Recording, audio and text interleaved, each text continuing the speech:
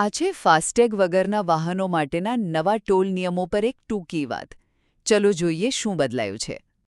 તો વાત એમ છે કે ભારતના માર્ગ પરિવહન મંત્રાલયે નેશનલ હાઇવે પર ફાસ્ટેગ વગર ચાલતા વાહનો માટે ટોલના નિયમો બદલ્યા છે.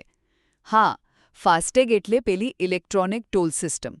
આ ફેરફાર 15 નવેમ્બર 2025થી લાગુ થશે અને મુખ્ય કારણ છે ડિજિટલ પેમેન્ટને પ્રોત્સાહન આપવું અને ટોલ પ્લાઝા પર રોકડાનો ઉપયોગ ઓછો કરવો. તો આપણે શું ધ્યાન રાખવાનું છે?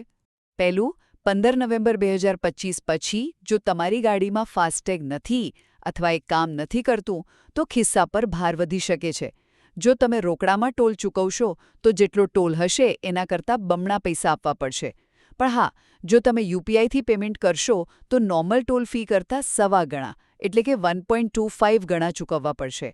દાખલા તરીકે, જો ટોલ ₹100 હોય તો રોકડામાં 200 અને યુપીઆઈથી ₹125 લાગશે. સમજી ગયા ને?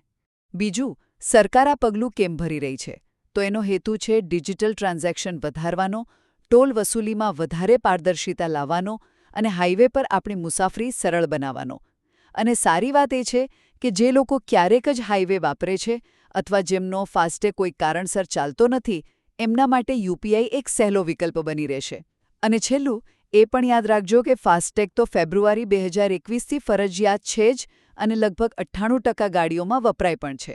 અને હમણાં સરકારે પ્રાઇવેટ ગાડીઓ એટલે કે કાર, જીપ, વેન જેવી ગાડીઓ માટે ₹3000નો વાર્ષિક ફાસ્ટેગ પાસ પણ શરૂ કર્યો છે.